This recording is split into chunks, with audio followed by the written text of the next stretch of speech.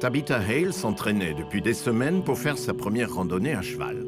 En mars 2016, Tabitha se promenait dans une ferme de la région avec sa mère, Kim, lorsque son cheval partit au galop. Je criais « Accroche-toi, Tabitha, accroche-toi, mon bébé, ne panique pas ». En même temps, je la suivais sur la route. À un moment, le cheval se déporta dans un virage et je la perdis de vue. Kim dépassa le virage et trouva Tabitha allongée face contre terre sur le chemin, inconsciente, et du sang coulait de ses oreilles. Kim courut vers sa fille et appela les urgences. J'ai fait « Mon Dieu, aide-moi ». C'était la panique. « Viens ici et montre-moi ce que tu peux faire dans un tel cas ». Les ambulanciers emmenèrent Tabitha dans un centre médical du nord-est de Géorgie. Kim avait appelé Jacob, le mari de Tabitha, qui était à la maison avec leurs 4 garçons. À l'hôpital, la famille apprit que Tabitha s'était fracturé le crâne, provoquant le gonflement de son cerveau et des saignements. Tout au début, quand vous ne pouvez pas lui parler et qu'elle ne peut pas vous parler et qu'elle est inconsciente, c'est un moment effrayant.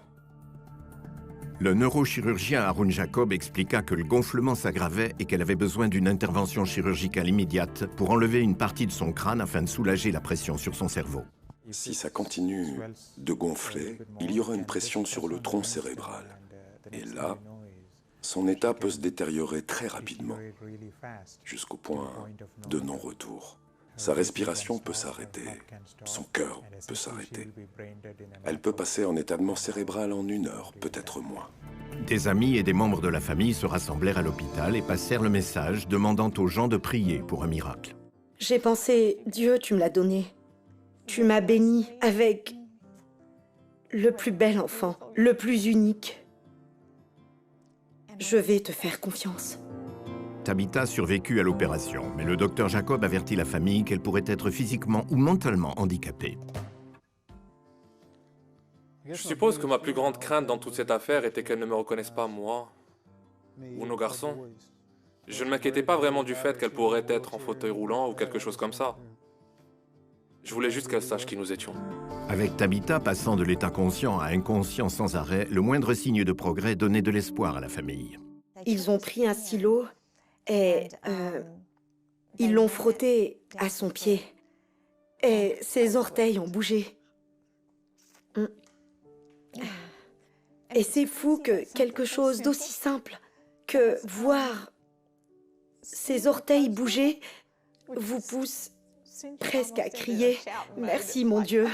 C'est presque comme voir votre enfant marcher pour la première fois.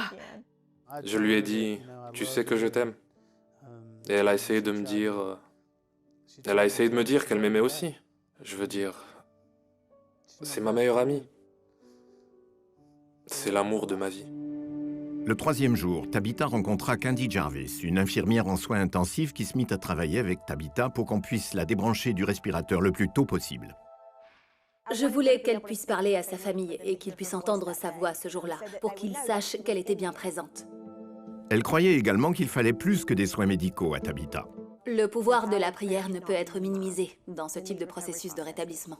Candy regarda Tabitha et dit « Tabitha, j'ai besoin qu'avec l'aide de Dieu, tu me donnes la plus grande respiration que tu peux. » Et à ce moment-là, vous pouviez voir le combat de Tabitha qui puisait au fond d'elle-même et elle prit une profonde respiration.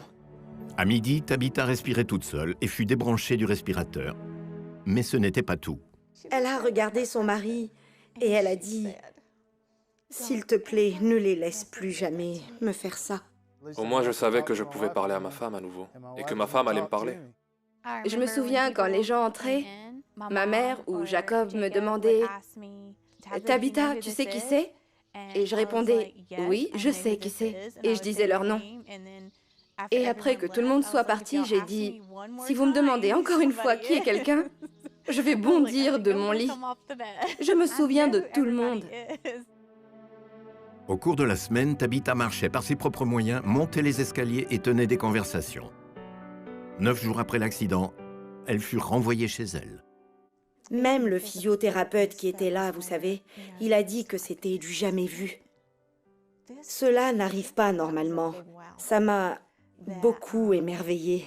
J'ai su que nous étions dorénavant sur la bonne voie et que les choses iraient de mieux en mieux. Le docteur Jacob répara ensuite le crâne de Tabitha. Puis, seulement 3 mois et demi après l'accident, elle put retourner au travail sans aucune restriction. Elle s'en est très bien sortie, compte tenu du degré et de la gravité de ses blessures.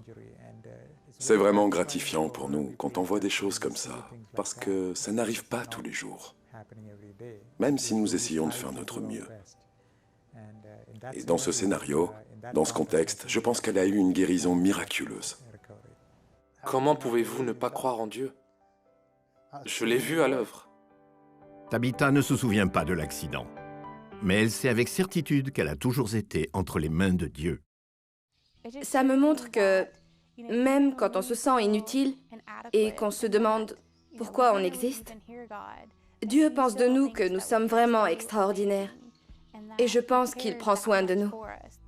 C'est avec cette confiance que Tabitha décida qu'il était temps de se remettre en selle. Peu importe ce qui se présente à moi, ça ne va pas me faire tomber. Tant que je sais que Dieu me tient par la main et qu'il m'aide à avancer, rien d'autre ne compte.